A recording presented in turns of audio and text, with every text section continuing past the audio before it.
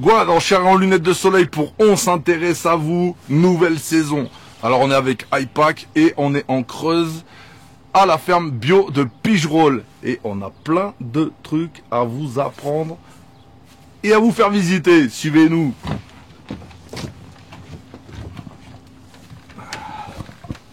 Je t'ouvre la porte. Et là, on va faire connaissance avec Jérémy.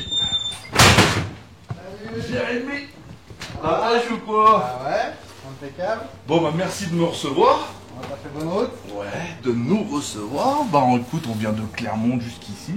C'est à peu près 3 heures de route, je crois. Hein. Un petit peu moins, t'as 1h30 là, clairement. Ouais, putain. Rajoute-en pas, Ah ouais. 3 heures, t'as fait des petites pauses, tu t'es Ah ouais, mais je crois que c'est le arrêté, café. T'as voyagé. Laisse tomber. Alors, dis-moi, tu es gérant? Je suis co-gérant. Co-gérant, d'accord. De la ferme bio de Pigerolles. D'accord, Surtout alors. Sur la partie vraiment transformation. Très bien. Et donc là, j'ai pas encore dit où est. Enfin, j'ai dit qu'on était à la ferme bio de Pigerolles, mais ils savent pas encore de quoi on parle. Donc tu pourrais nous dire un petit peu où est-ce qu'on est? Eh ben, on est dans l'une des premières cultures françaises de CBD. Alors on n'est pas seulement cultivateur, on est aussi transformateur. On assure vraiment le produit de la graine jusqu'au produit final qui est revendu au consommateur. On fait aussi de l'élevage, de la polyculture. Donc on est vraiment une ferme bio engagée.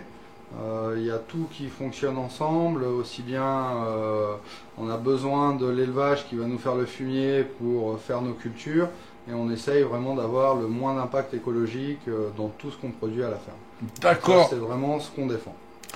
Et donc, pourquoi t'en es venu à là? C'est venu d'où en fait? C'est moi, depuis que j'ai 18 ans, entre guillemets, je suis plutôt dans le monde du cannabis. D'accord. Donc on va dire avant plus du côté récréatif.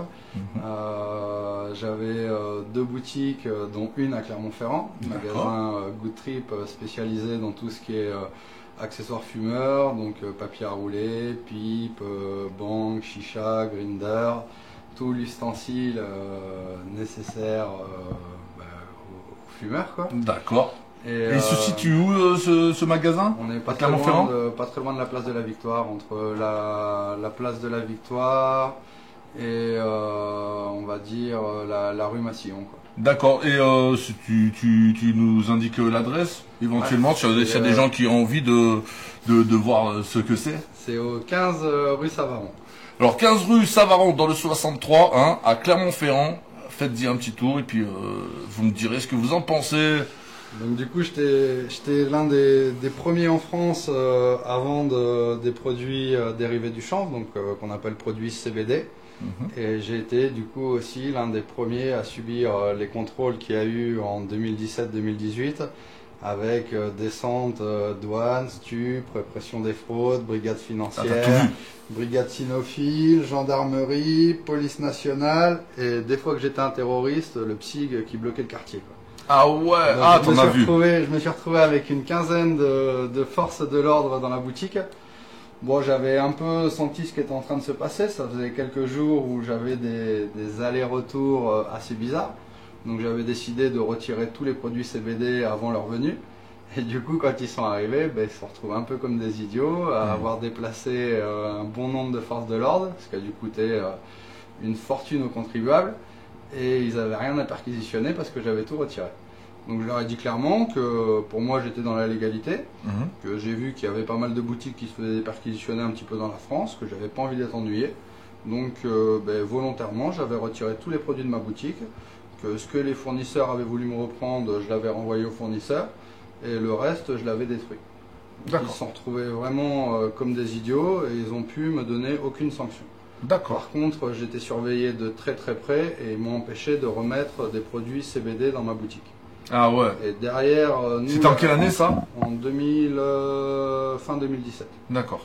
Et derrière, si tu veux, nous, à cette époque, vraiment, la clientèle principale sur ces produits, c'était principalement des personnes âgées qui avaient des douleurs, qui avaient des insomnies, qui avaient des problèmes de santé et qui cherchaient une alternative à leurs médicaments à base d'opiacés, leurs somnifères et tous les médicaments qui leur détraquaient plus la santé et qui les aidaient.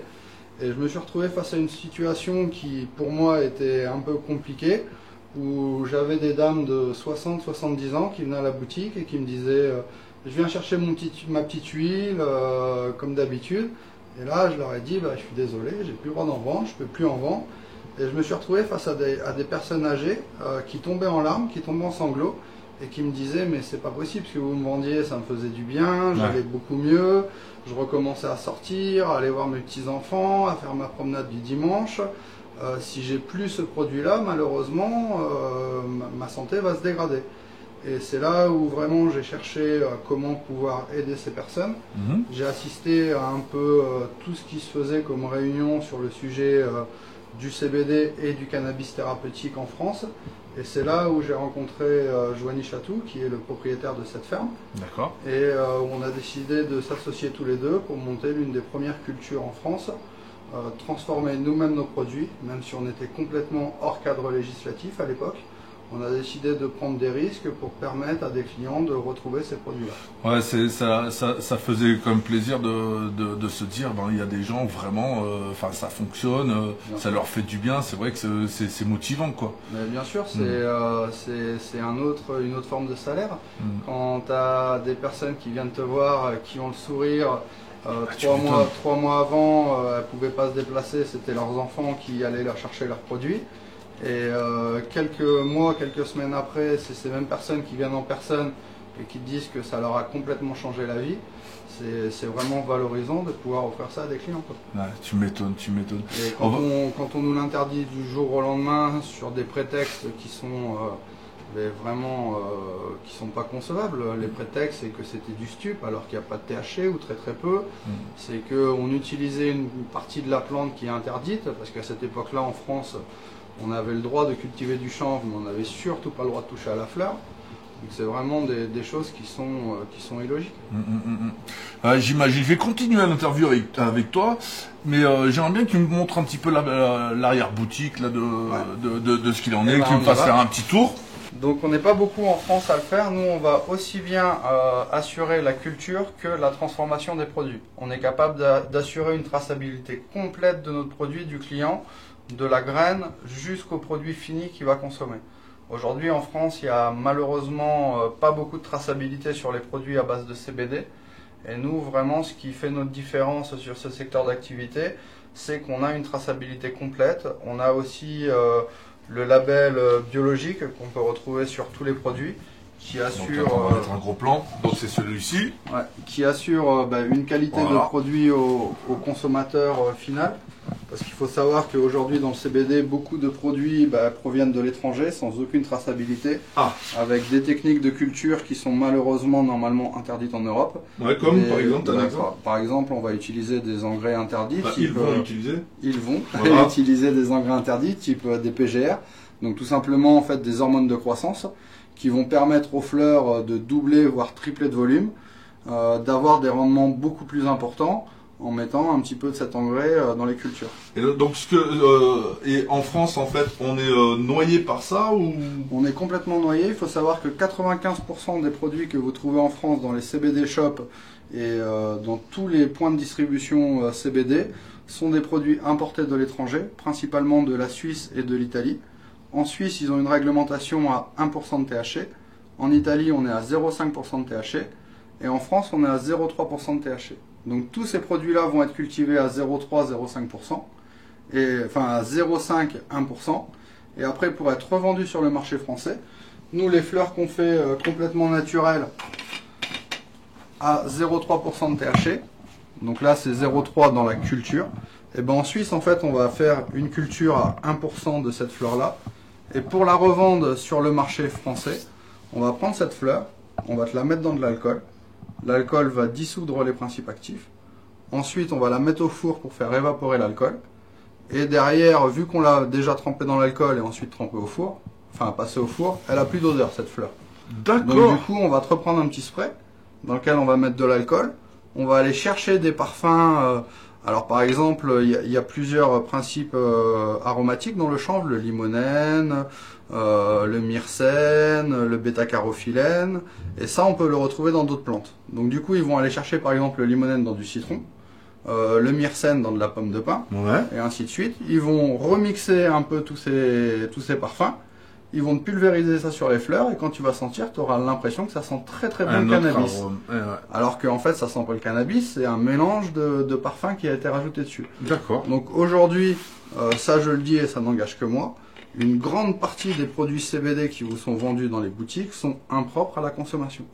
Fumer et consommer ce genre de produits dont on ne sait pas comment ils sont cultivés, comment ils ont été transformés et ce qui a été rajouté dessus, c'est vraiment, on joue avec notre vie.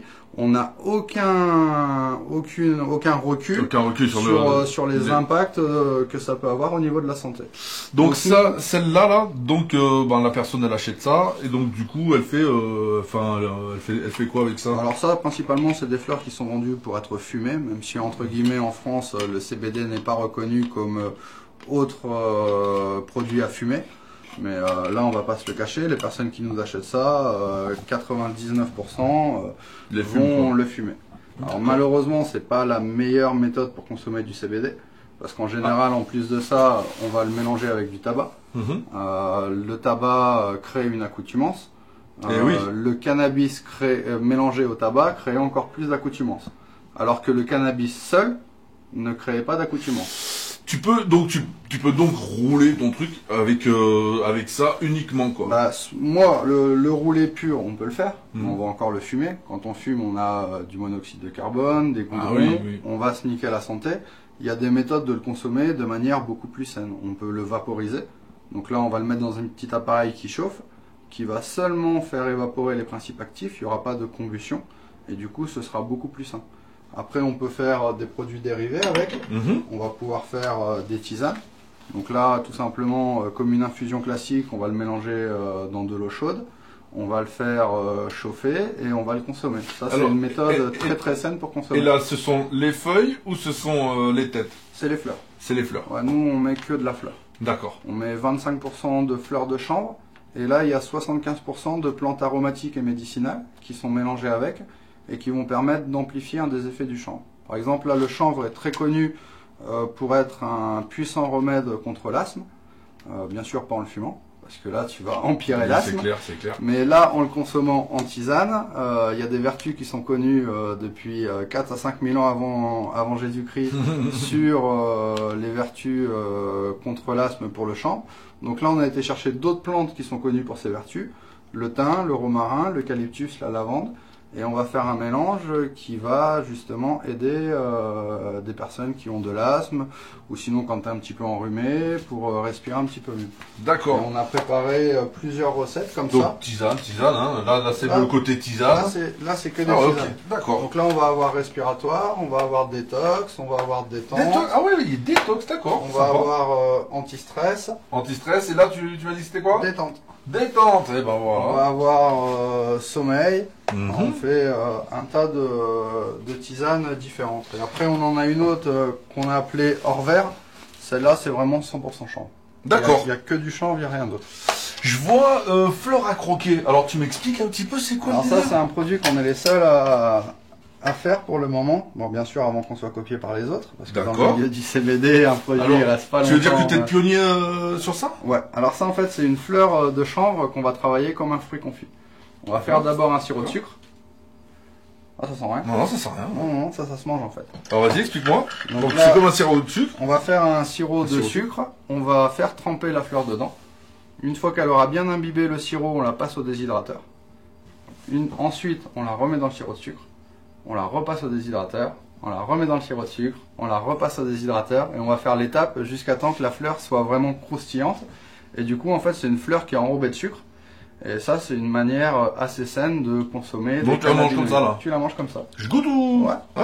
Prends un petit morceau parce que c'est vite écœurant si tu manges un gros morceau. C'est quand même, t'as la force du chanvre qui arrive en bouche. Au début assez sucré, après t'as un peu l'amertume du chanvre qui arrive et la fleur de chanvre, tu vas vraiment la sentir, quoi. Donc ça, c'est un petit produit qu'on a développé et qui plaît plutôt bien. Donc, tu es l'inventeur de cette recette? Alors, je suis pas l'inventeur de cette recette. Cette recette vient du THC. Ça, c'est des recettes qu'on pouvait trouver même dans les années 70. Pose-le. C'est des recettes qui étaient faites il y a fort longtemps. Nous, par contre, on a récupéré cette recette pour le faire avec du CBD. Putain, c'est génial. Hein. Voilà. C'est vraiment, vraiment très bon. Franchement. Qu'est-ce que tu as à côté? Je suis en train de me régaler, je vais en prendre un bout. À côté là, donc c'est la même chose en sachet. Donc ça c'est les paquets qu'on vend directement aux clients. Alors je vois là c'est des graines ou Ouais, à côté on a de la graine de chanvre. Donc ça c'est des graines alimentaires. Donc on peut mettre dans une salade, avec on peut faire de la farine, on peut faire de l'huile, on peut faire vraiment un tas de produits différents avec. Et là je vois à côté. Alors c'est ce qu'on appellerait vulgairement du shit en poudre. C'est du shit mais CBD. CBD. Qui contient moins de 0,3% de THC, du coup qui est légal. Et en poudre, hein, t'as vu ça? Alors soit on va le vendre directement en poudre. Donc en général les personnes qui nous l'achètent comme ça en poudre, c'est plus pour faire des gâteaux avec de l'alimentaire. Donc ils vont faire un beurre de Marrakech à l'ancienne, faire fondre du beurre, incorporer un peu de résine. Et après faire n'importe quel plat culinaire avec. Ou alors on le vend aussi directement, là on l'a compressé et on le vend en bloc comme tu peux le trouver au quartier quoi. Ouais. Ah oui, sympa hein. Non, ça sent moins fort. Et il est jaune mon cousin, il est jaune. C'est lourd. Voilà. D'accord. Donc tu nous as fait faire un petit peu le tour. Ah non, il manque un truc en bouteille. Ouais. Alors ça c'est pas moi qui le fais, c'est l'un des seuls produits qu'on fait pas de A à Z. D'accord. Ça en fait c'est un collègue qui fait du vin et qui nous achète des fleurs de chanvre. Après la vinification, il va faire macérer des fleurs de chanvre dans son vin et du coup il va sortir un vin qui a le goût de chanvre. Eh ben, tu mets une bouteille de côté s'il te plaît. Et ben c'est top. Voilà. Après on a toute la gamme de produits qui est de ce côté-là aussi. Donc là, on est plus vraiment sur les produits bien-être, produits cosmétiques ou ce qu'on appelle les huiles sublinguales. Donc là, on a toute une gamme d'huiles de massage, donc faites de différentes matières avec différentes molécules à l'intérieur. Alors, pourquoi on en est venu à faire de l'huile de massage à base de THC? Alors c'est CBD, ouais, pas de THC. Alors autant pour moi, m'emmène pas en prison tout de suite. Hein. Attends, ouais, à base de CBD. En fait, le CBD a des vertus qui sont reconnues pour être un décontractant musculaire, pour des personnes qui ont des douleurs type arthrose, des douleurs articulaires. C'est quelque chose qui va vraiment permettre aussi de décontracter les muscles, quoi. Donc de faire une huile de massage à partir de cette plante-là, on obtient vraiment des vertus qui sont super intéressantes. Il y a aussi, par exemple, les sportifs, derrière un effort, qui vont avoir un taux de récupération, on va dire, après l'effort, qui sera assez intéressant avec ces huiles de massage là. D'accord, et ça c'est vous qui les fabriquez, hein? On est d'accord. Vous faites tout, hein? On fait tout de A à Z. Alors, et là? Après ça, donc c'est ce qu'on appelle les huiles sublinguales. Donc là, en fait, nous, contrairement à tous les autres, on s'appelle pas huile CBD, on a appelé ça macérat de chanvre. On va pas travailler avec des extraits chimiques, avec des solvants. On va directement prendre nos fleurs. On prend de l'huile, on met les fleurs dans l'huile, on les laisse macérer un certain temps, que l'huile absorbe vraiment toutes les propriétés de la plante, et ensuite on va filtrer. Donc on obtient vraiment une huile qui est super efficace et qui est 100% naturelle. Comme pour les autres produits, on est l'une des rares huiles sublinguales sur le marché à être labellisée biologique. Alors, pour ceux qui connaissent pas, j'en fais partie, hein, bien sûr. Alors, l'huile, tu prends comment en fait? Alors en fait à l'intérieur c'est une pipette avec un compte-gouttes.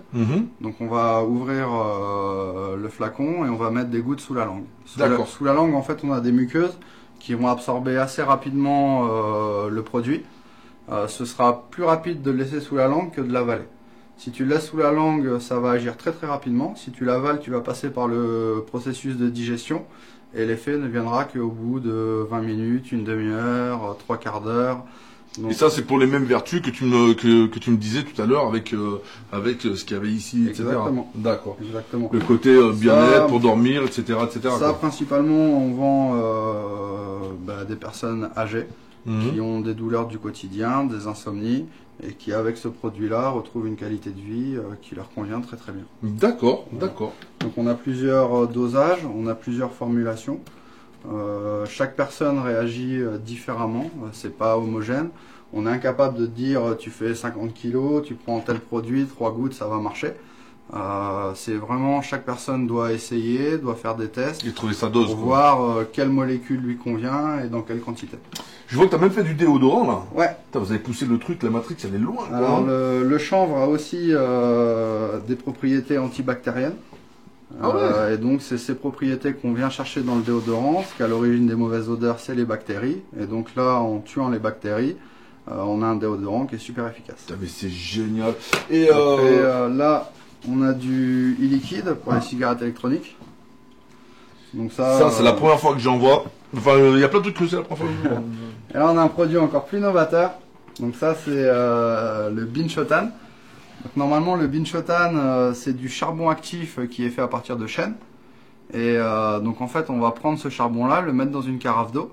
Et le charbon va absorber une partie des pesticides, des métaux lourds, du chlore, des mauvaises odeurs qui sont dans l'eau du robinet. Ça la nettoie. Et ça va permettre de nettoyer Ça nettoie l'eau, tu veux dire l'eau du robinet. Mais c'est dingue. Donc ça, C'est ce que tu me montrais avec Ouais. ça là. Ça, c'est un produit qu'on a développé à partir de troncs de chanvre.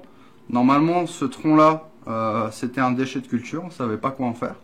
Donc on a cherché longuement comment arriver à le valoriser avec un produit qui avait une utilité, pas un produit commercial, un produit vraiment qui marchait. Et après plusieurs essais, on s'est aperçu qu'en faisant le même processus de carbonisation sur les fibres de chanvre que sur le chêne, on obtient un produit qui est plus efficace que le chêne. Et en plus de ça, là on utilise un déchet, alors que normalement on coupe un arbre. Il n'y a rien qui se jette. Non, il faut pas. Rien ne se jette. Là on est sur un modèle où vraiment on veut valoriser toute la plante et essayer d'avoir le moins d'impact écologique possible dans notre culture. Alors, ma question, c'est donc quand tu consommes ça, par rapport à un contrôle de police, s'ils te font un test, es-tu positif ou ne l'es-tu pas? Alors tu peux être positif. D'accord. J'ai des amis qui ont perdu leur permis et qui ne consomment que du CBD. Là, tu veux dire que Mais- en mangeant ce petit truc-là, je peux perdre mon permis? Ouais, bien sûr. D'accord. Ouais, ouais. Ouais, monsieur Là- les policiers. Là, tu as du THC. Alors, bien sûr, tu es en dessous des 0,3, qui est le seuil maximum en France, Mhm. mais tu as du THC. Et le problème, c'est qu'aujourd'hui, le test salivaire, c'est pas comme le test d'alcoolémie. Le test d'alcoolémie, on va te dire si tu es en dessous de 0,5. On va te C'est- donner ton grammage. Voilà, c'est OK. Le test, le dépistage stupéfiant, c'est positif ou négatif. Il n'y a pas de... Pas de grammage, pas il y a de rien. degré, il n'y a rien. C'est positif ou négatif. Donc en ayant consommé même du CBD en dessous de 0,3, tu peux te retrouver positif au test salivaire. Donc tous ceux qui vont chercher du CBD, quoi qu'il en soit, vous n'y échappez pas, c'est ça? Ouais. D'accord. Alors, Alors- est-ce qu'il y a un truc pour contrer le truc, pour prouver effectivement que je prends pas de cannabis, mais que je prends que du CBD? Alors bien sûr, quand tu vas te faire arrêter, on va te faire un dépistage stupéfiant. Mhm. On va te dire que tu es positif. Et là, donc le dépistage, comme je l'ai dit, c'est positif ou négatif. Donc après, c'est à toi de demander aux forces de l'ordre, et vraiment de te faire entendre, parce qu'ils vont pas vouloir t'y emmener, mais c'est à toi de les obliger, c'est dans la loi, à aller faire une prise de sang. Et à cette prise de sang-là, on va se rendre compte que tu as un taux de THC dans le sang qui est vraiment le plus minime possible. Et à ce moment-là, on va te dire, ok, tu n'es pas consommateur de THC, tes analyses de sang le prouvent, et tu vas garder ton permis. D'accord. Mais alors, il faut vraiment insister, parce que les forces de l'ordre sur un barrage policier, ce qu'ils veulent faire, c'est du chiffre. Mhm. Donc, arrêter le maximum de personnes. Si tu demandes une prise de sang, ils vont devoir lever le barrage et t'emmener à l'hôpital. Donc, potentiellement, ça va leur faire Ça du pose travail souci, en quoi. moins. Donc, c'est vraiment à toi d'imposer, et surtout, mais vraiment, ne signer aucun document. On D'accord. te dit, tu es positif, alors bien sûr, on joue franc jeu, je parle pas de gars qui ont fumé du THC et qui vont dire non, j'ai fumé que du CBD. Là, on parle vraiment de De toute personnes façon, la dans prise les de sang, on va règles. dire Voilà. le grammage, quoi. Donc, tu ne signes aucun document, surtout, parce que dès que tu as signé, T'es cuit. mort. Même devant le tribunal, il a signé, il reconnaît, donc c'est fini. Donc, tu ne signes aucun document et tu demandes obligatoirement une prise de sang. D'accord. Et t'as dû avoir des gens aussi, par expérience, avec toutes ces années que tu fais ça. Donc du coup, je vais faire ma prise de sang, je l'amène au poste de police pour prouver Ah que je suis en non, dessous, c'est le ou poste c'est de- vraiment où tu passes quand même au tribunal. Non, non, quoi. c'est le poste de police qui va t'emmener à la prise de sang et c'est eux D'accord. qui vont recevoir l'analyse directement. D'accord. Et qui là vont dire, donc l'analyse, il y a des taux, il y a des seuils, et là ils vont dire, ok, vous aviez raison, vous êtes dans le seuil, Il y a pas de problème. Et là, il n'y a pas une suite de procès, il n'y a rien? Non, il y a des personnes qui se sont fait avoir, qui n'ont pas demandé la prise de sang, qui ont signé les documents. Derrière, qui sont allés au tribunal pour dire non, j'ai pas fumé de cannabis, je ne fume pas de cannabis, je n'ai consommé que des produits CBD. Et encore hier, il y a un jugement qui est tombé avec une dame d'une 50aine d'années qui a été relaxée parce qu'elle arrive à prouver qu'elle ne consommait pas de THC mais que du CBD. D'accord. C'est une bonne chose à savoir. Qu'est-ce que tu veux nous montrer? On passe à l'étape suivante ou on peut faire un petit tour de la ferme, voir où on travaille, où on vit. Avec grand plaisir. Vous allez voir que tout est bio ici et rien ne se jette, vous l'avez bien compris. Et que ce n'est pas du THC, c'est bien du CBD. Voilà, c'est légal à 0,3. C'est ça. C'est ça. 0,3% de THC. À tout de suite. Allez, on va visiter ça. Waouh, waouh, waouh. Alors, là, malgré ce qu'on pourrait croire, on est à la base de notre culture de chanvre CBD. Alors, tu nous expliques, alors pourquoi la base? Eh bien, parce que là, donc, on fait de l'élevage, on a les vaches et on a aussi derrière une porcherie avec des cochons. D'accord. Donc là, les vaches, on est en train de les sortir, elles passent l'hiver à l'intérieur. Ouais. Et l'été, par contre, elles sont dans les pâturages, elles sont en extérieur. Donc ici, en fait, quand elles sont là l'hiver, on va collecter les litières. Et c'est cette litière qui va nous permettre d'apporter les nutriments nécessaires dans notre champ pour faire notre culture de chanvre. Nous, on n'utilise pas d'engrais chimiques, on n'utilise pas d'engrais en bouteille ou autre. On utilise vraiment que de la matière organique, de tout ce qu'on produit à la ferme. D'accord, et je vais revenir sur le côté bio, parce que pour avoir cette étiquette bio, donc il faut que tu sois transparent, que tout soit lisible sur ce que tu mets aussi dans ce que tu cultives, ce que tu fais, etc. Et la problématique en fait qu'il y a avec les autres, c'est qu'il y a rien qui explique ce qu'on consomme. Tu peux nous expliquer un petit peu plus de trucs? Nous, en fait, on a fait la démarche d'être labellisé biologique. Donc ça veut dire, en fait, c'est un peu sadomaso, on paye tous les ans un organisme certificateur pour venir nous faire des contrôles. Donc c'est-à-dire que tous les ans, on donne 2000 € à EcoCert pour que 2 fois dans l'année, ils viennent nous contrôler. Donc il y a une fois, c'est un contrôle qui est prévenu. Ils viennent, ils nous préviennent quelques semaines à l'avance. En général, à l'occasion de ce contrôle, ils vont nous demander tous les papiers possibles. Donc les relevés de compte, les factures d'achat de tout ce qu'on a acheté à la ferme, enfin vraiment toute la partie administrative. Et donc ils vont regarder si sur nos relevés de compte, on n'a rien acheté de pas bio. Ils vont regarder si sur un truc idiot, tu vois, par exemple on fait aussi de la transformation de viande. Dans une recette, on met par exemple du cognac. Ils vont regarder combien on a produit de verrine, combien on a acheté de bouteilles de cognac, et si les deux correspondent, qu'on n'aurait pas acheté du cognac pas bio pour mettre dans nos verrines. Alors mais pourquoi on contrôle pas justement les étrangers? C'est parce que c'est surtout des produits importés en fait qu'on a. Les contrôles, c'est du volontariat. C'est du volontariat. C'est moi qui paye un organisme certificateur pour me contrôler. Ça, c'est pour être bio.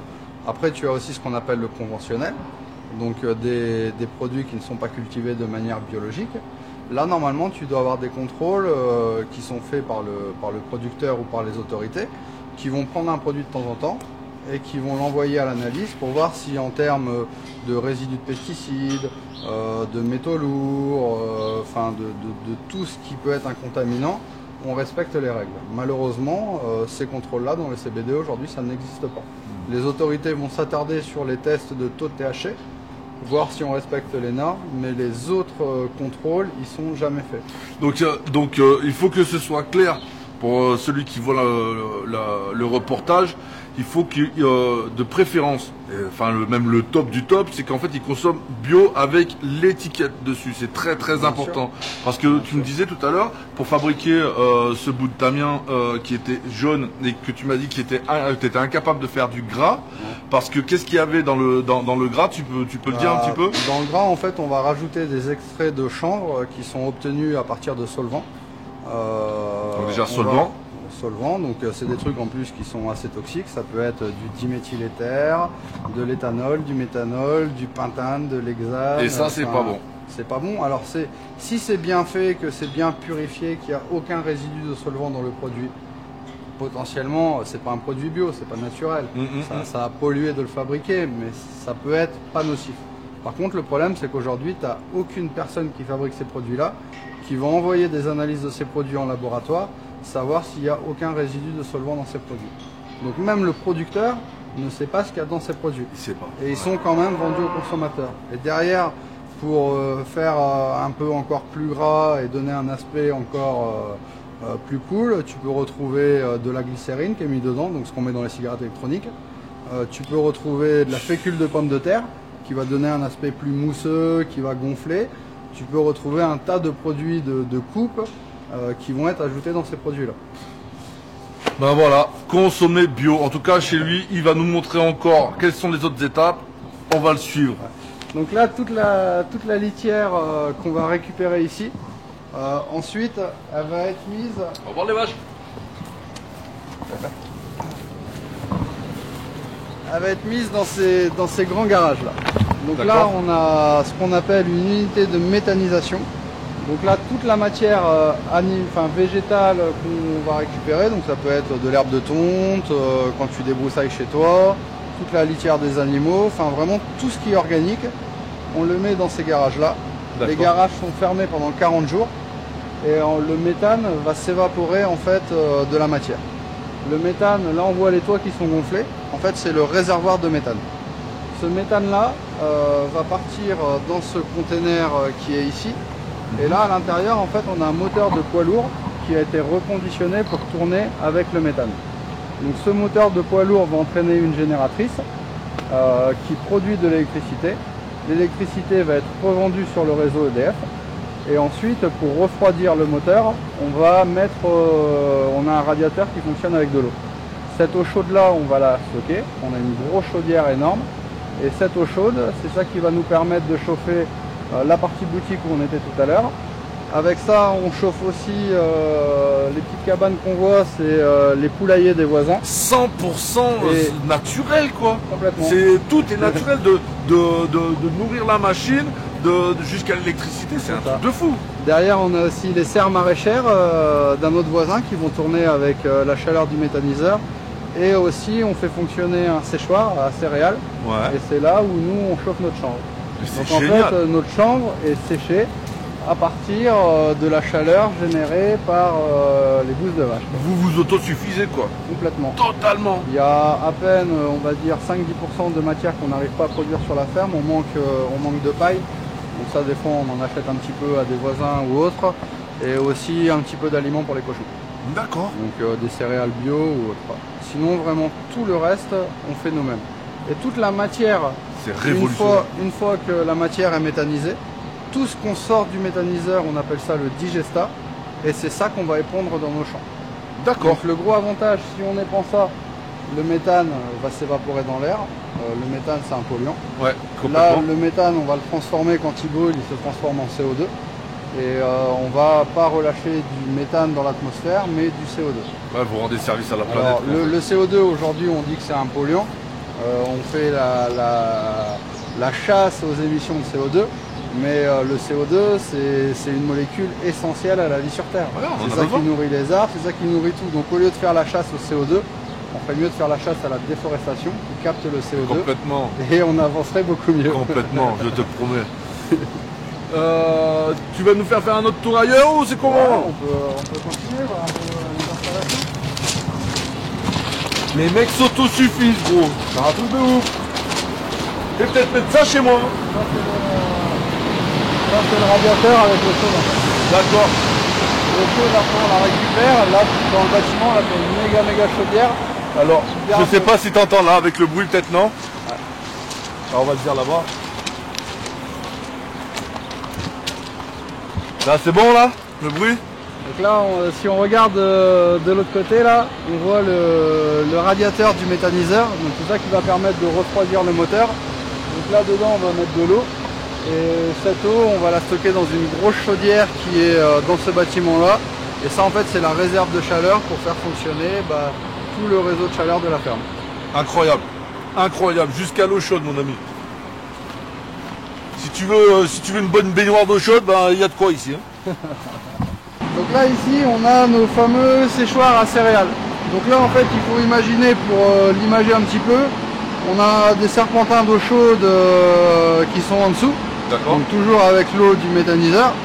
Et on va avoir des ventilateurs qui vont souffler sur ces serpentins, donc qui vont pulser de l'air chaud.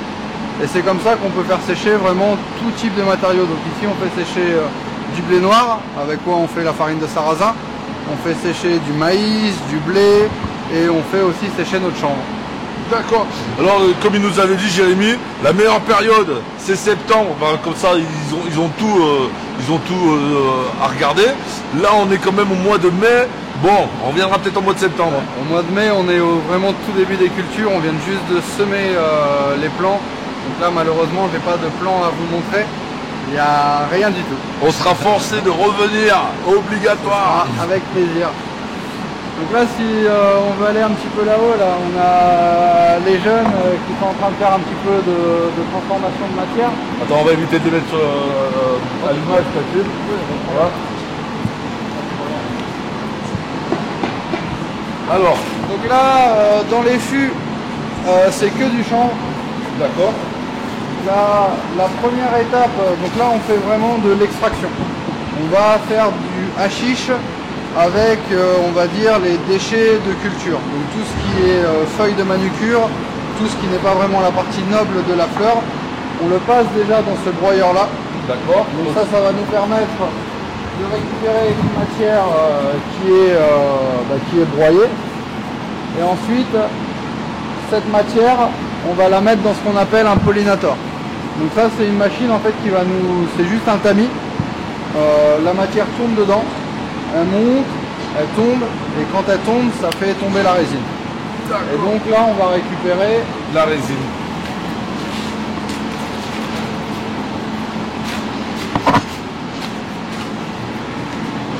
Ah ouais, un petit peu. Et là, on a un tout petit peu de hashish qui vient d'être extrait. C'est bon la chicha. Bon, bien sûr, du hashish en dessous de 0,3% de THC. Exactement, exactement. Légal. Donc là, ici, en fait, on a des salles de culture intérieures qui nous permettent de faire un travail complètement illégal. Mais on l'assume complètement, je m'en cache pas. Ah ouais, pourquoi? Aujourd'hui, en fait, pour la culture de chanvre, on est soumis à des génétiques qui sont déjà définies. Donc on va avoir un catalogue de variétés et on est obligé de piocher dans ces variétés-là pour cultiver du chanvre. D'accord. Malheureusement, c'est génétique. Ça arrive, ça. C'est ça le bio. C'est ça. Donc là, le tracteur qu'on voit là, donc là, il a rempli ce qui sortait du méthaniseur. Et là, il part l'épandre dans un champ où la semaine prochaine, on va semer notre chanvre. D'accord. Voilà. Donc ça commence la semaine prochaine. Là, il est en train de préparer le terrain. Et donc là, ce que tu expliquais, voilà. donc ici, c'est la première chose que j'ai mis en place quand je suis arrivé à la ferme pour développer le chanvre. Donc là, on est sur des containers qui ont été aménagés en surface de culture intérieure. Et c'est ça qui va nous permettre de travailler nos propres génétiques, acclimater à notre terroir, acclimater à nos besoins. Parce qu'aujourd'hui, on est soumis en fait à un catalogue variétal qui n'est pas du tout adapté au travail qu'on veut faire. Les variétés de chanvre qu'on nous impose ont été développées pour faire de la graine, pour faire de la fibre, mais n'ont pas été développées pour faire de la fleur. Et du coup, c'est comme si on te donnait des graines de tomates cerises et on te demande avec ces graines de tomates cerises, fais-nous de la cœur de bœuf. Ouais. Ça marche pas. Ça marche C'est pas possible. Donc nous, on a décidé de ne pas respecter la réglementation, de travailler nos propres génétiques. Bien sûr, on reste sous le seuil des 0,3% de THC, mais par contre, on n'est pas sur des variétés du catalogue européen. D'accord. Donc là, on a 3 petites boxes différentes. Ouais. Là, ici, on va faire de la floraison. C'est là où je vais faire mes propres semences. Dans celui-là, une fois que j'aurai fait mes semences, on va en faire partir quelques-unes. On va les emmener en fin de floraison et on va s'assurer qu'elles respectent bien le taux de THC avant de les implanter en plein champ. D'accord. Et l'autre, au fond, il y en a un autre. Ouais. Celui-là, c'est pour faire toute la partie bouturage. D'accord. Voilà. Ouais, c'est bien spécifique. Exactement. Et, Chaque installation. Et du fait que ce soit, que tu es dans l'égalité, que tu sois obligé de l'assumer, parce que justement, sinon ça fonctionne pas.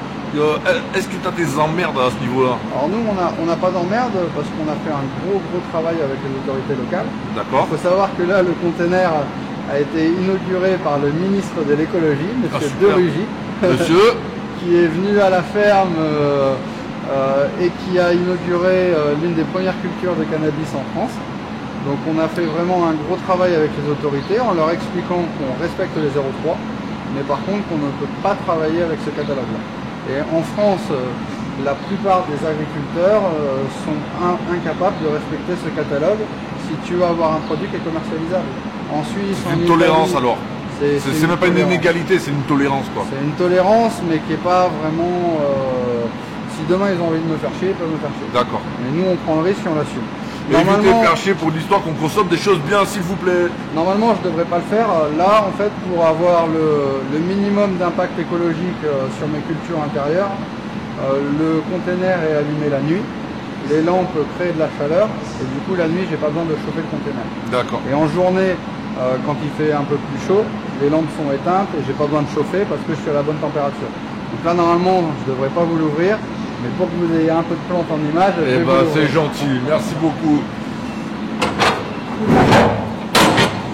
Donc là en fait on a un système de contrôle atmosphérique qui est vraiment l'un des plus performants du marché, qui va me permettre de gérer vraiment tous mes paramètres de culture en intérieur.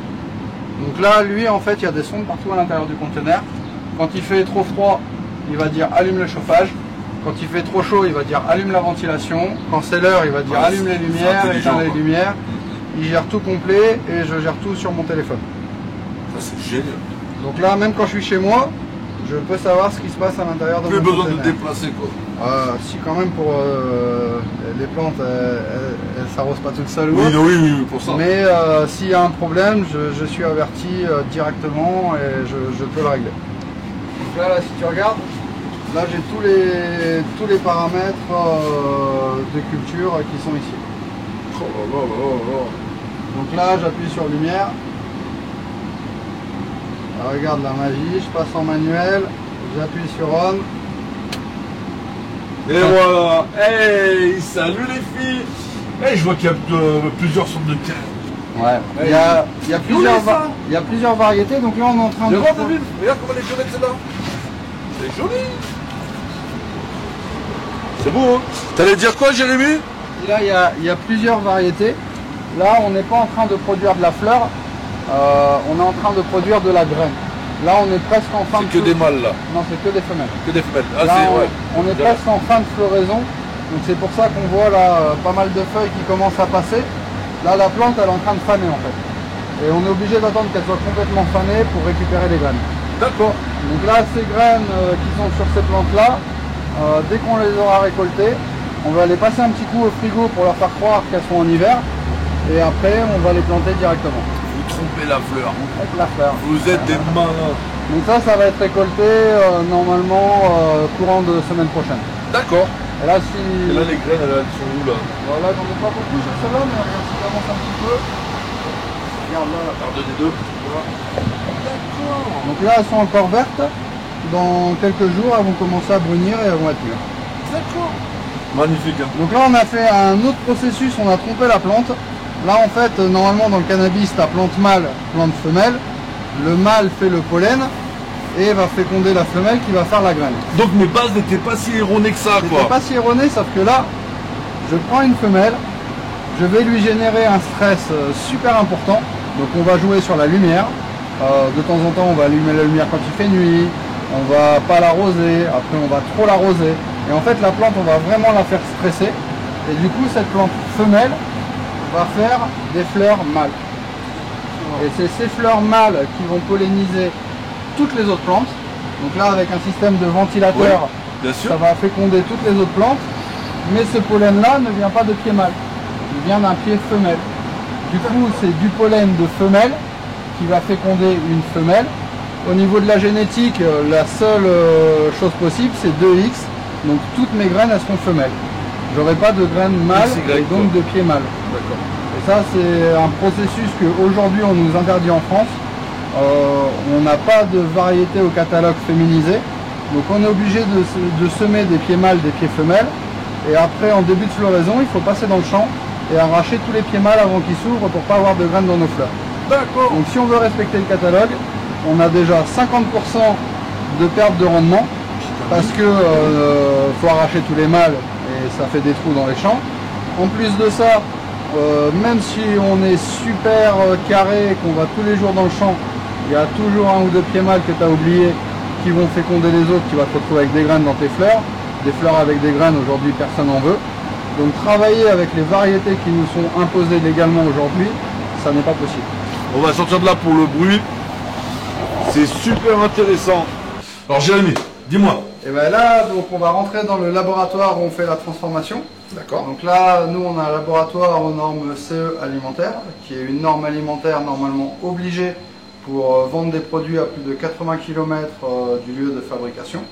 Malheureusement, en France, on doit être l'une des rares entreprises à respecter cette règle pour vendre des produits alimentaires à base de CBD. Ah, c'est dingue. Donc là, je vais vous demander de mettre un petit kit visiteur avec une blouse, une charlotte, des surchaussures et un masque. Donc on est vraiment dans des normes d'hygiène comme si on était dans l'alimentaire total, quoi. On est dedans, nous on vend des infusions, c'est alimentaire. Ouais. L'huile sublinguale, c'est alimentaire. Les fleurs que tu as mangées, c'est alimentaire. Il faut respecter ça, quoi. Donc on respecte ces normes pour déjà le respect des règles et ensuite le respect de nos clients. Et tout le monde fait ça? On est les seuls à faire ça. Vous êtes non, On t'es est sérieux? Non, quand je dis on est les seuls, non, on n'est pas les seuls, mais on est très très peu. Ouais, On est très peu vraiment très à suivre les normes. Ok, alors là tu me donnes quoi? Donc là, tu as Les petits chaussons. les surchaussures. D'accord. Tu vas mettre sur tes chaussures. Ok. Le masque, masque. mais on va faire une exception, comme on va parler devant la caméra, on va pas le mettre, sinon vous n'allez pas nous entendre et ce sera moins agréable. Très bien. Donc celui-là, on va le mettre de côté pour une prochaine fois. Il y a une Charlotte? Et oui. Et il y a la Charlotte. Bon, bah, il va falloir que j'enlève la casquette, mon petit. Tu vas voir la coiffure que j'ai, on dirait une plante, mon pote. Donc Je te là, dis pas laquelle, hein. la Charlotte. Je peux la mettre par-dessus la. Ouais, vas-y, pas de problème. Et là, la blouse. D'accord. Et ben toute mon équipe là, on va faire une petite coupure pour qu'ils puissent s'habiller. Merci Jérémy. Ah, il assure, il fait l'accueil, il t'habille. Tu fais le C'est la vestiaire. totale. Après, il faudra passer à la caisse. Hein. Ah, grave. Le vestiaire, c'est pas gratuit. Savon désinfectant. Ça va réfléchir. Et bio. C'est possible de faire ça? Savon de CBD, ouais, on pourrait le faire. Alors, il aurait par exemple des propriétés un peu antibactériennes et il aurait des propriétés pour ceux qui ont par exemple les mains qui sont, tu vois, un peu rêches ou autre, ça peut marcher. Hop. Normes d'hygiène à mort, mon pote. Donc là, on rentre dans le laboratoire. Bonjour. Bonjour. Ça ne dérange pas d'être fumé? Pas de mots, ça ne dérange pas. Allez, on y va. Alors, explique-nous un petit peu où est-ce que ici, c'est le laboratoire, donc on fait la transformation et le conditionnement des produits. Ce qu'on a vu en haut tout à l'heure, c'est vraiment les premières étapes qui seront à la ferme. Et après, tous les produits pour être transformés et conditionnés descendent au laboratoire et sont tous faits dans ces normes d'hygiène. D'accord. Donc là, on est dans un labo norme CE alimentaire. Et tous les produits qu'on fait ici, c'est les produits à base de chanvre. Alors, pour la plupart qui savent ce que c'est que le CE, tu peux nous expliquer à ceux qui ne le savent pas, s'il te plaît? Ben, norme alimentaire CE, en fait, c'est une certification que tu es obligé d'avoir quand tu fais de la transformation alimentaire pour avoir le droit de vendre à plus de 80 km de chez toi.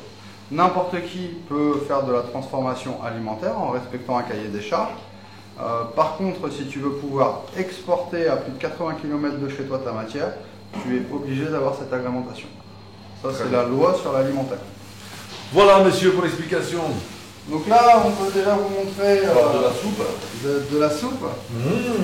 Donc là, c'est ce que j'expliquais tout à l'heure. Là, on est en train de faire ce qu'on appelle donc un macérat de chanvre CBD.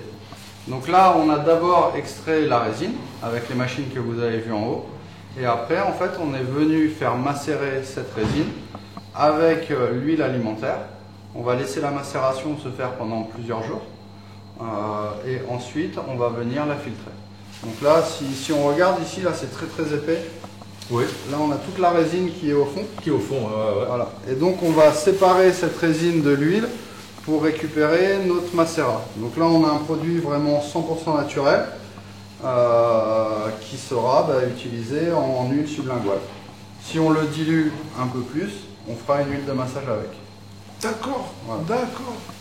Donc là, nous, on travaille quasiment tout de manière artisanale. On a très très peu d'infrastructures.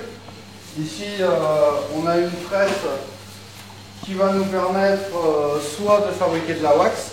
Donc là, on extrait la résine pour récupérer quelque chose de beaucoup plus concentré, qu'on va rediluer après. Ou alors, soit avec, on va faire simplement des plaquettes de hashish. D'accord. Donc ça les tasse quoi. Ouais, plaquettes de hashish, là vous en avez ici. Donc là, nous, on va les vendre de deux façons différentes. On a des magasins qui vont nous acheter directement des pains de 100 grammes, qui vont le détailler pour leurs clients à la demande. Et sinon, aussi, on fait des sachets nous-mêmes de 1, 3, 5, 10, 25, 50 grammes. Et qui vont être vendus aux clients directement en sachet. D'accord. En général, les CBD shops nous achètent des plaquettes. Par contre, par exemple, les bureaux de tabac, eux, nous achètent déjà des sachets qu'ils vont revendre directement aux clients. D'accord. Et ça c'est pas comme le shit qu'on trouve au quartier. T'as pas besoin de le cramer, non, c'est très poudreux à la main. C'est très très poudreux. D'accord, ouais, ça se voit tellement que c'est vert. Donc là, ici, on a une petite machine qui va nous permettre de remplir nos sachets d'infusion. Donc là, on règle le grammage qu'on veut. D'accord. On met le sachet en dessous et la machine va nous remplir directement des sachets de 40. Le grammage pile pour quoi qu'il faut. Super. Voilà. Là, c'est des machines qui peuvent nous servir par exemple à faire les fleurs cristallisées ou autres. Ici, on a... C'est la cuisine quoi. Ouais. Ici, on a un four à vapeur. D'accord. Qui va nous permettre de réaliser des cuissons à basse température et surtout de ne pas dénaturer les produits qui gardent de l'arôme. Plus c'est long à chauffer, mieux c'est quoi. C'est comme la cuisine. Enfin, c'est la cuisine quoi. C'est la cuisine. Extraordinaire. Donc ça, c'est notre petit labo. Après, ici,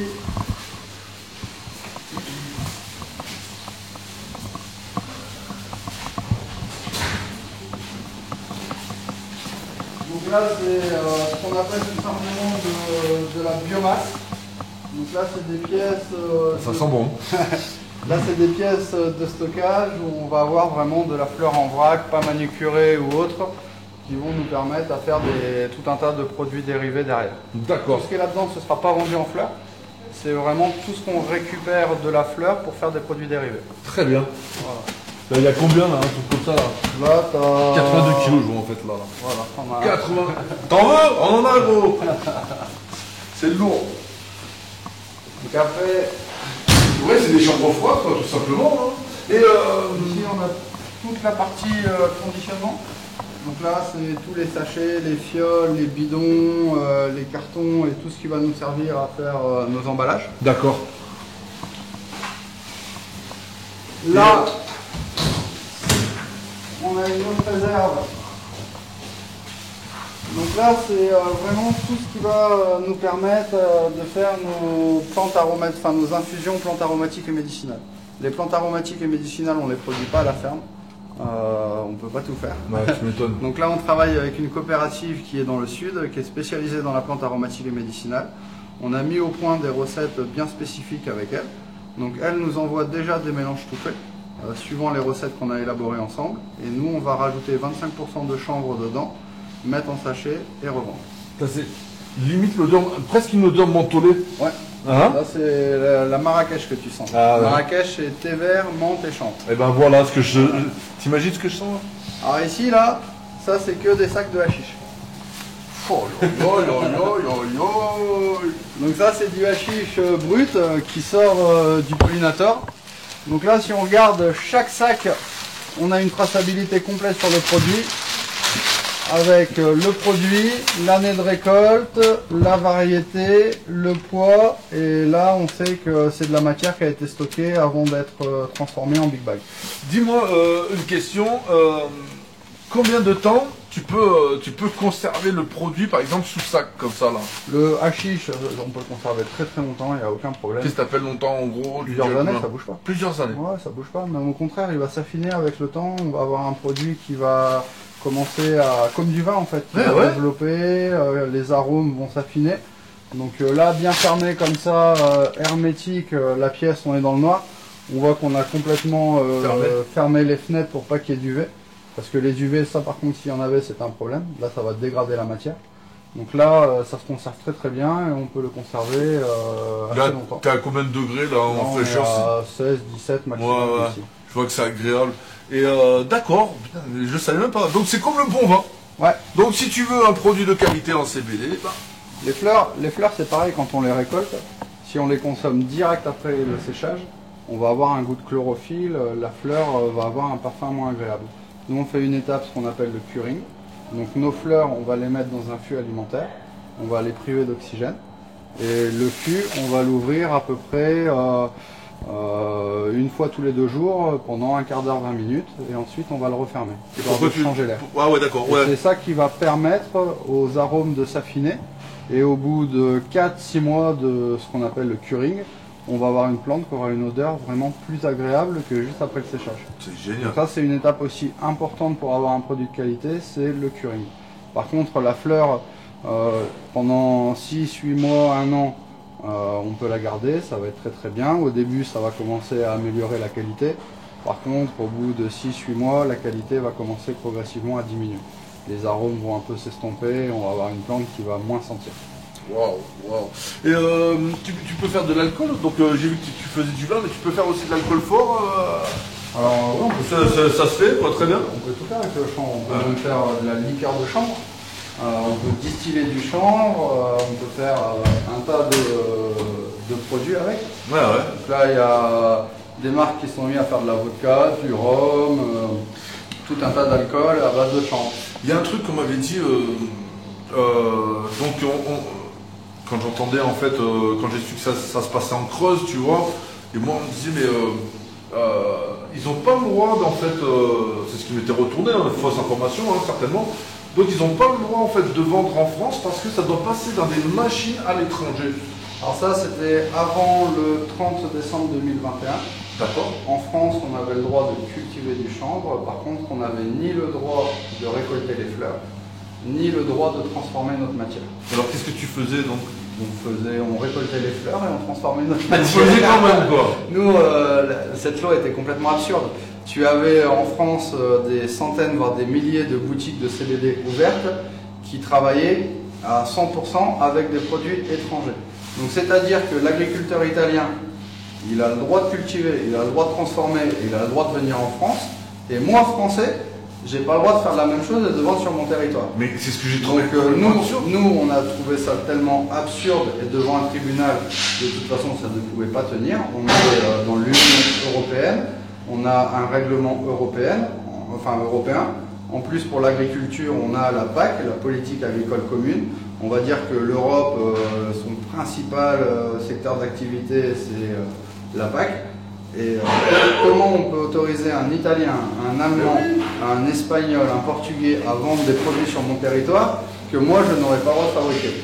Nous, dès le début, on a décidé de désobéir à cette règle, de cultiver nos plantes, de les récolter, de transformer et de vendre en France. Et Malheureusement, on a eu un gros problème quand on allait vers les boutiques. On est producteur français, on veut vous vendre nos produits, les boutiques nous disaient non. On ne veut pas prendre le risque. Déjà, le CBD en France, c'est compliqué. On ne veut pas prendre le risque de vendre des produits français. On n'a pas envie d'avoir d'emmerde. Donc c'est comme ça qu'on s'est retrouvé avec des boutiques qui n'ont vendu que des produits étrangers et qui aujourd'hui continuent avec ces mêmes produits et ne vendent pas de produits français. D'accord. Mais toi, tu as dû en voir de toutes les couleurs. Tu as été poursuivi ou pas alors nous, on n'a rien eu du tout. On a fait, comme je l'expliquais tout à l'heure, un gros travail préventif. Là, le labo, nous, tout ce qu'on fait, on est transparent. Quand tu n'es pas, dans la loi, tu as 2 façons de faire. Soit tu te caches et tu vas te faire emmerder, soit tu te montres et tu expliques pourquoi. Donc nous, clairement, on a expliqué que, voilà, là, on a un laboratoire, on a embauché du monde, on a recréé une économie locale. Pigerolles, il y a 60 habitants. À la ferme, on est 9 à travailler en ce moment. Donc, T'as embauché 9 personnes là. Ouais, en tout, on est 9 à travailler. Et 9 dans la ferme, et certainement peut-être aussi à côté.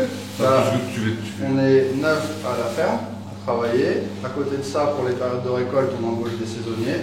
Et on a aussi beaucoup de personnes qui viennent en stage chez nous, qui souhaitent se lancer dans le CBD, qui n'ont pas les connaissances, les compétences, et qui viennent ici une semaine, 2 semaines, un mois, pour travailler avec nous, apprendre sur le terrain et pouvoir recréer ce qu'ils ont vu ici chez eux. c'est vraiment super en fait, vraiment. Donc si on veut faire un stage chez toi, on passe par où? On te passe un coup de fil, on passe par où? Alors envoyer un mail, Ouais. le téléphone honnêtement on n'y répond plus. Ouais. On est harcelé de demandes à tous les niveaux, des personnes qui cherchent des produits qui pourront les aider, des personnes qui veulent des infos sur la culture, sur la transformation, où trouver les graines, un tas de choses.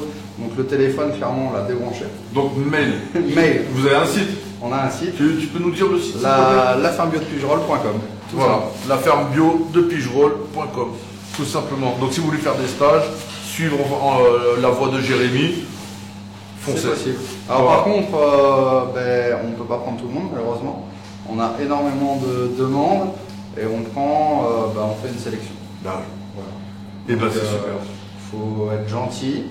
Alors malheureusement, on fait de l'élevage, on mange de la viande tous les midis, donc les végétariens, pas trop de chance chez nous. Il faut savoir bien manger aussi. Mais n'hésitez pas à nous envoyer un mail et quoi qu'il se passe, on vous répondra positivement ou négativement. Et ben c'est super. Est-ce qu'on a fait le tour? Bah là on a fait un petit tour, on peut aller voir maintenant, on peut continuer. Parce que le labo il est grand. On s'en rend pas compte. Hein. Donc là malheureusement j'ai plus de lumière, elle a cramé. Donc ça ne sert à pas grand chose. Bah là en fait ici on a une pièce où on va avoir tous les produits finis qui vont être stockés. Donc ça c'est ce qu'on a vu en haut, ça part directement chez le client. Donc là on reçoit une commande, 100 infusions comme ça, 200 comme ça, 50 fioles. Là on vient ici, on met tout en carton et ça ressort directement par transport. Et vous distribuez où en fait Alors nous on distribue à pas mal de boutiques indépendantes. Ouais. Malheureusement toutes les chaînes de CBD aujourd'hui, il n'y en a pas une qui veut travailler avec des produits français. Parce qu'il faut Pourquoi? savoir qu'on est plus cher que les étrangers, parce qu'on n'a pas les mêmes réglementations, on n'a pas les mêmes rendements, on a une main d'œuvre qui est plus chère en France avec les charges salariales et autres. Donc forcément notre production est plus chère que celle d'Italie. Il faut savoir que les Italiens, eux par exemple, ils veulent acheter une nouvelle machine pour récolter, ils ont les subventions européennes.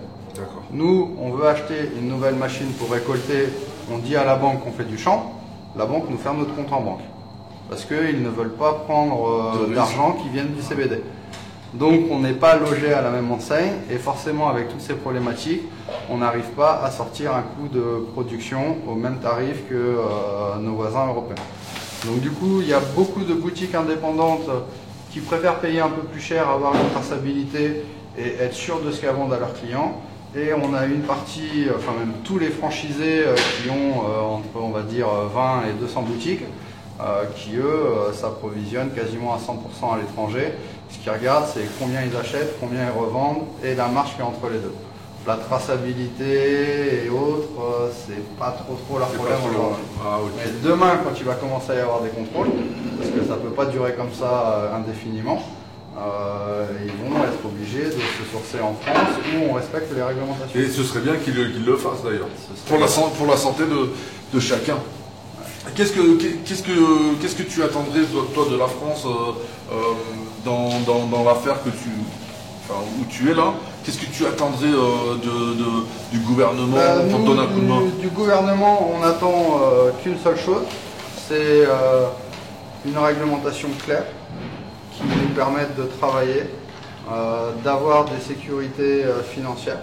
Parce qu'avec les lois qui changent tous les 4 matins, il faut comprendre que là, en 2 ans, on a changé 3 fois de réglementation. Un jour donné, mon stock il a une telle valeur. Avec une nouvelle loi, mon stock il vaut plus rien parce que j'ai plus le droit de vendre. Avec une autre loi, mon stock il vaut moins parce que c'est du n'importe quoi. On a en France un travail incroyable qui a été fait par les députés. On a les députés de plein de bords politiques qui se sont rassemblés, qui ont fait une mission d'information sur les différents usages du cannabis. Donc le cannabis bien-être, le CBD, le cannabis thérapeutique et le cannabis récréatif. Le dossier qu'ils ont sorti est incroyable. Ils ont auditionné une centaine d'experts dans tous les domaines. Ils ont sorti un rapport parlementaire qui est franchement à lire avec le plus grand intérêt. Toutes les mesures pour développer une filière en France pour enlever nos problématiques sont dans ce rapport parlementaire. Le seul problème, c'est qu'au ministre de l'Intérieur, on a un gars qui s'appelle Darmanin, qui a fait un positionnement idéologique à 100% contre le cannabis. L'une de ses dernières sorties sur le cannabis, c'est le cannabis c'est de la merde, on ne va pas droguer nos citoyens. Et qui a pris ce rapport parlementaire et qui ne l'a jamais lu et qui ne l'a jamais utilisé. On a un déni de démocratie, les députés représentent le peuple, les députés ont sorti un rapport parlementaire qui est vraiment super intéressant et on n'en a rien fait. Donc on a dépensé de l'argent public pour faire la mission parlementaire pour rien en faire. Et ça c'est vraiment grave. Donc que les dirigeants ouvrent ce document, s'instruisent avec et nous fassent une jolie réglementation avec tout ce qui est déjà préconisé depuis plus d'un an maintenant. Voilà. Tu as dû passer par des étapes pour y arriver parce que je suppose que les gens ils t'ont dit non mais fais attention. Et on a tout entendu, on a eu peur plus d'une fois. Ouais, on s'est retrouvé dans des situations financières assez compliquées. On s'est retrouvé aussi dans des situations, on va dire, juridiques assez compliquées. On avait un site de vente de produits internet, on nous l'a fermé. PayPal nous a refusé les paiements. Il a fallu trouver d'autres moyens. Alors on est obligé de passer par une banque domiciliée en Suisse pour vendre des produits en France. C'est des trucs incroyables. Incroyable. Au niveau des assurances aussi, c'est une vraie galère. Tout, dès que tu dis que tu fais du CBD, c'est tout 10 fois plus compliqué. Et ben, c'est une belle leçon de courage, hein, vraiment, et une belle démonstration en tout cas de réussite. Et moi je te dis bravo et j'espère qu'en tout cas que ça va évoluer dans le bon sens du truc. J'espère aussi. Et voilà. J'ai un dernier petit endroit à vous montrer. Voilà. Donc là c'est une autre machine qu'on utilise, donc ça c'est ce qu'on appelle une défeuilleuse ou une trimeuse. Donc là on va rentrer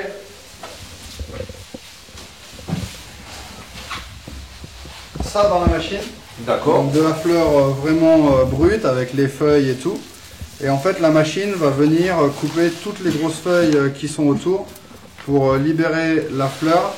Et là on peut voir le produit qui sort de la machine. Alors la différence, on va la prendre à la main.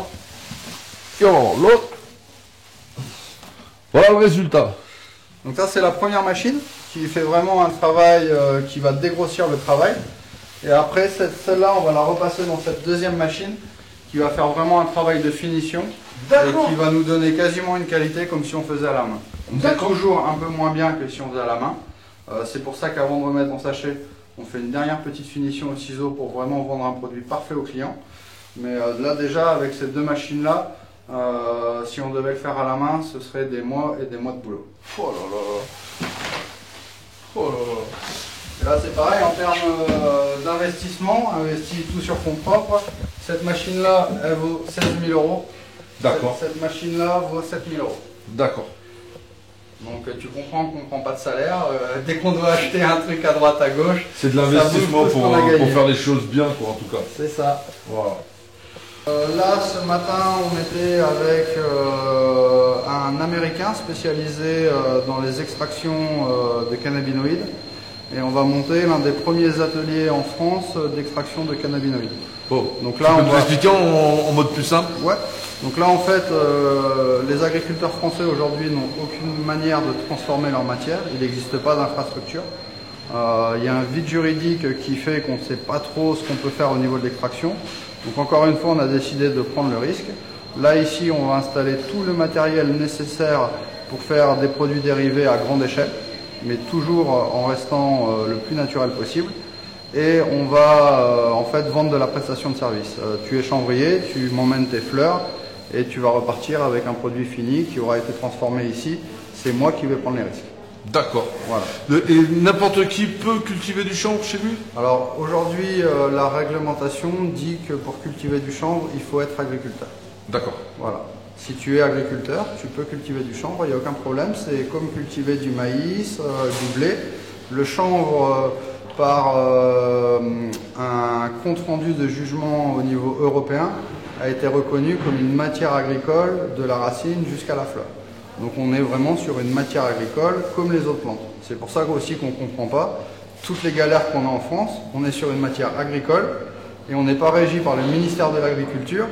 On est régi par la MILDECA, la mission interministérielle de lutte contre les addictions et les dépendances, parce qu'on a 0,3% de THC dans le produit, donc il y a du THC, donc c'est la MILDECA qui décide de notre sort. D'accord. Voilà. Et qu'est-ce que tu as comme diplôme, toi, pour avoir fait ça? Qu'est-ce que tu as fait comme étude? Aucun diplôme. Ouais, autodidacte. Je suis autodidacte, je suis parti de l'école 2 mois avant le bac. Ouais. Et je me suis formé tout seul sur le terrain. Quand on est passionné, on apprend vite. Et on a envie de faire les choses bien. Qu'est-ce qui Donc, t'a séduit là-dedans?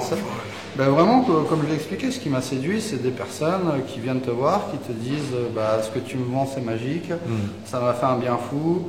Le dimanche, je peux sortir de chez moi, je peux retourner voir mes petits-enfants, je peux sortir dans le parc, je peux aller promener mon chien. Avant, je pouvais plus bouger de chez moi, j'ai plus mal partout. C'est ce genre de témoignage qui fait que vraiment, tu as envie de t'améliorer, tu as envie de travailler bien et de proposer un produit de qualité. Et t'as bouquiné. Et jusqu'à en tomber, parce que moi j'aurais bouquiné, j'aurais vu cannabis, je serais jamais venu à un stade de CBD. Enfin, comment c'est venu tout ça en fait? Ça vient d'où le CBD? Le CBD, comme tout le monde, hein, déjà c'est devenu d'un truc commercial. Comme je l'ai dit, j'avais des boutiques. Il y a les produits CBD qui sont arrivés en Suisse, en Italie. Tu vois qu'il y a des retours, que potentiellement ça peut générer un peu de chiffre d'affaires. Donc je me suis intéressé au truc. J'étais l'un des premiers à distribuer des produits CBD. Et puis au début tu fais ça, on va dire, pour un volet économique. Et très vite avec les retours clients, tu deviens militant et tu fais ça pour aider les gens. Donc aujourd'hui tu es militant? Aujourd'hui, je suis militant parce que là, ça fait, pour être 100% honnête avec vous, ça fait 4 ans que je suis à la ferme, ça fait 4 ans que j'ai pas de salaire. Je vis au RSA et je travaille 10 à 12 heures par jour. Alors pourquoi? Parce que on est en plein développement de filière, on a des investissements à faire pour pouvoir travailler. On est obligé de les faire en fonds propres, il n'y a aucune banque qui nous suit. Donc aujourd'hui, tout l'argent qu'on génère sur cette activité, elle est réinjectée dans cette activité pour améliorer notre outil de travail et améliorer aussi nos ventes. Et ce qui fait qu'aujourd'hui, on est 4 associés dans la ferme, on est 4 associés à ne pas prendre 1 euro de salaire. Les seuls qui ont un salaire, ce sont les employés. C'est dur, c'est dur. C'est dur, mais c'est quelque chose qu'on a décidé. On savait que ça allait être compliqué, on s'est lancé dedans, on l'assume. Et j'espère que ça va se débloquer rapidement et qu'on pourra vivre décemment de notre travail. Donc ça va être encore un long combat, quoi. Bien sûr. Bien sûr. Alors on ne le fait pas pour être millionnaire, hein. On ne veut pas rouler en Porsche ou autre, ça ne m'intéresse pas. Mais gagner sa vie décemment, ce serait bien avec le travail qu'on fournit, quoi. Voilà. Donc si vous voulez de la qualité, ne pas être empoisonné, etc., venez, prenez CBD à la ferme bio à Pigerolles. À Pigerolles, je vais y arriver. Voilà. N'hésitez surtout pas, encouragez. Alors, là c'est encore un bébé là. Oh là là. Ah là là là là.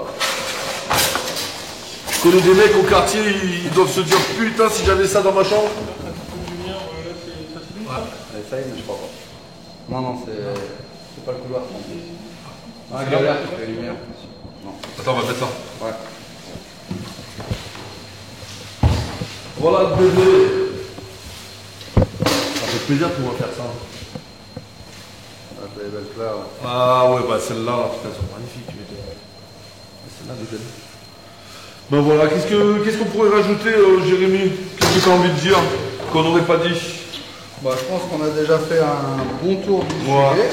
Après, vraiment, ce que je recommande aux clients, c'est renseignez-vous au maximum de la traçabilité des produits que vous achetez. Ne faites pas toute confiance aux revendeurs. Il existe aujourd'hui des analyses cannabinoïdes que le vendeur doit avoir en ses possessions. Vous pouvez vraiment demander le maximum d'informations, quitte à être relou, mais faites vraiment attention aux produits que vous consommez. Et on retrouve ton magasin à Clermont-Ferrand. T'en as d'autres, tu m'as dit non? Alors, magasin à Clermont-Ferrand, aujourd'hui c'est mon meilleur pote qui le tient. D'accord. Moi, je suis à 100% dans le chanvre et j'ai pas le temps de gérer d'autres activités. Donc il y a une boutique à Clermont-Ferrand, Good Trip, c'est mon pote qui le tient. Et il y en a une autre à Nevers, dans la Nièvre, c'est ma maman qui la tient et qui aujourd'hui vend du CBD. Donc n'hésitez pas, Nevers t'as l'adresse ou pas? Rue des Boucheries à Nevers. Voilà, donc n'hésitez pas pour les mecs qui sont à Nevers.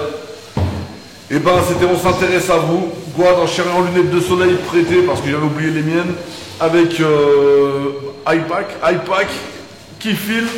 Donc on vous donne de la force. Si vous voulez nous joindre pour faire un petit reportage chez vous, et ben n'hésitez pas à vous contacter sur Boîte Daniels, sur la page ou sur iPack. Tous les liens seront mis. Big up, force à tous. Merci Mélissa pour la perche. Je t'entends une ou pas? Super. Que des filles de fleurs. Voilà.